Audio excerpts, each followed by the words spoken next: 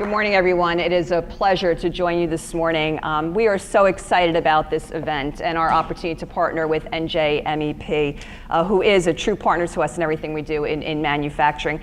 Now, I want to take you back for a moment because we are sitting in a very unique and idyllic spot right now. Think about where you are.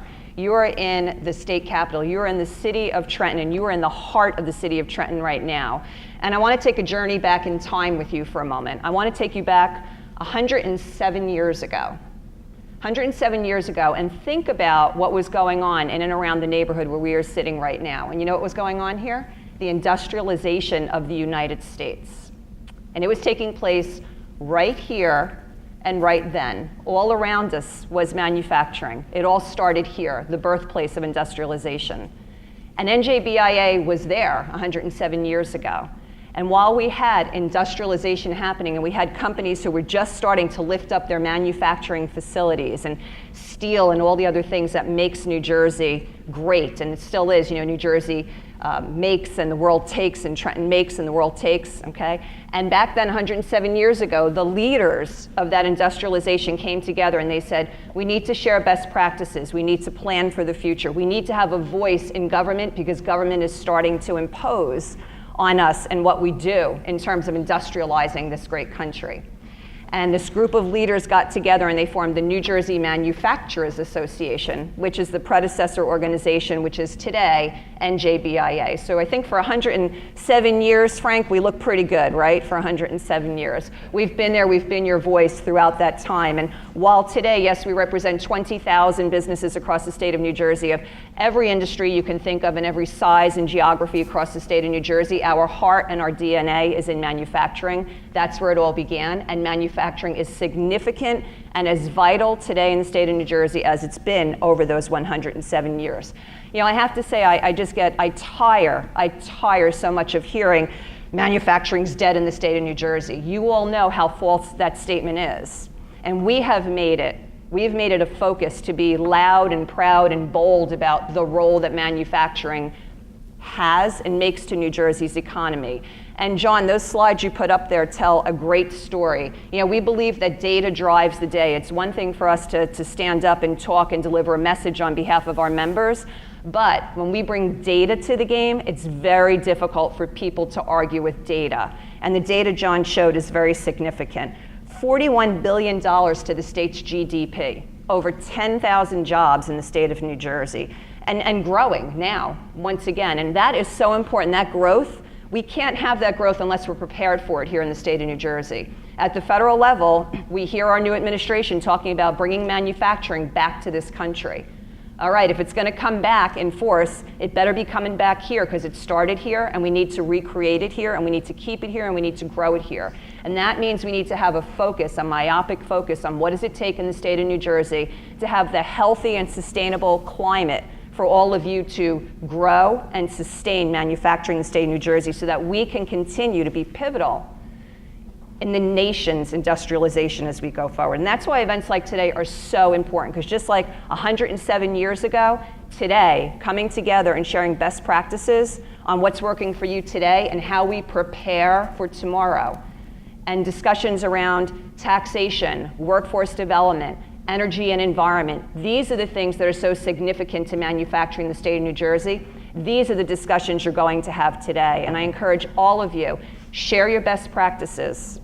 Let everybody know what's working. Please tell us what isn't. We can't be your voice if we don't know how to go out there and advocate for what you need.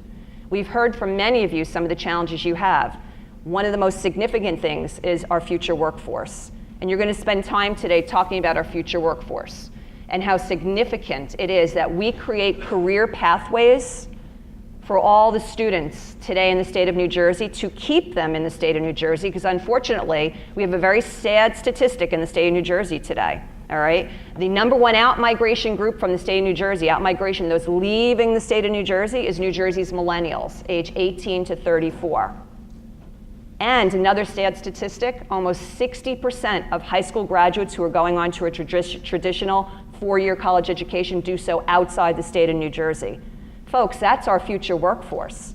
Think for one moment in the state of New Jersey, what do we invest in K-12 education? the #1 provider of K-12 education in the nation, and we're so proud of it. An average of $19,000 per pupil per year times 13 years. Massive investment to let that asset walk out of the state of New Jersey when they graduate from high school is not acceptable and shouldn't be acceptable to any of us. And this year, NJBIA is putting a focus on that. And we're putting a focus on that because that is your future workforce. But it's not just about traditional four-year education, you all know that, okay? It's about creating career pathways for every young student who needs a way to find their way to their future employment, their sustainability and viability as a resident in the state of New Jersey. Career pathways means credential programs and apprenticeships. It means community college and partnership. And BIA is so proud to be a lead facilitator in the state of New Jersey of bringing together all of you, our industry, with government and with academia to work on those career pathways. And we encourage you today, because this is a big project for us this year and going forward, please participate with us in this. Open up your facilities, your thoughts, your minds, give us your ideas. Invite internships. See how you can be part of the discussion. Help to build the curriculum of tomorrow, because it's you. You're the boots on the ground. You know exactly the skills you need in your workforce. And all we can do is take that message and take it to academia and say, work with our manufacturers, let's build the program. So that student walks right out of that program and walks right into your facility, and they've got the skills that you need that day. And then you can build them from there. But we need you as part of the discussion. And we need government as part of the discussion, because government today funds tremendous workforce development skills. Yesterday we celebrated the 10-year anniversary of the Basic Skills Workforce Development Program that we have participated in BIA and led in partnership with the Community College Consortium and the New Jersey Department of Labor and Workforce Development. Okay? $2 million a year is out there for workforce development opportunities that you all can participate in and take advantage of. But we need to know what it is you need right now today, and we need to know what you see coming down the pike, because how challenging is it to prepare today's students for jobs tomorrow when technology is changing every day. So I know I'm so excited about the discussion today.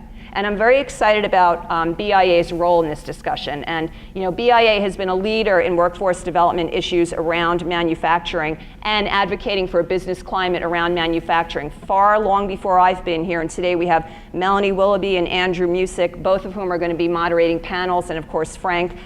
They've been here for a long time advocating these issues. And we're proud to carry that message forward. So I know I'm going to be sitting with my notepad today, and I'm going to be taking notes. And what I hear today is going to help to inform our future discussions with our policymakers on your behalf. So please help us as we do that. It's a pleasure to be here with you today. Have a great conference. Thank you.